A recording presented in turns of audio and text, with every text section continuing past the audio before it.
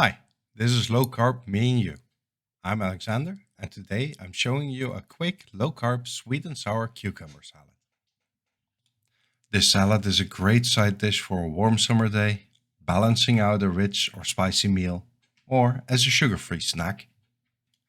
Today's hero is a large, fresh and crunchy cucumber. We'll also need some vinegar, salt, and erythritol. Start by slicing the cucumber. I use a mandolin to create thin slices, but this works for any shape. Thicker slices or chunkier pieces will remain firmer over time. Once we've cut the cucumber, we're going to transfer it to a bowl or airtight container. Add in the erythritol, salt, and vinegar. Mix the ingredients well, so that most of the salt and erythritol have dissolved and all of the cucumber is covered. Cover the cucumber with plastic wrap and put it in the refrigerator for at least 2 hours.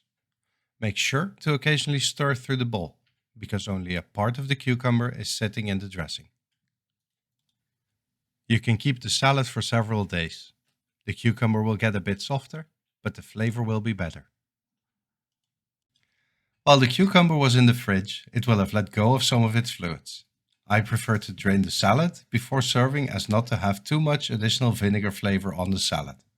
Either carefully pour the excess or just transfer to a serving bowl. And there you have it, a quick cucumber salad that makes 4 servings. Per serving, it contains 3 grams of carbs and only 17 calories.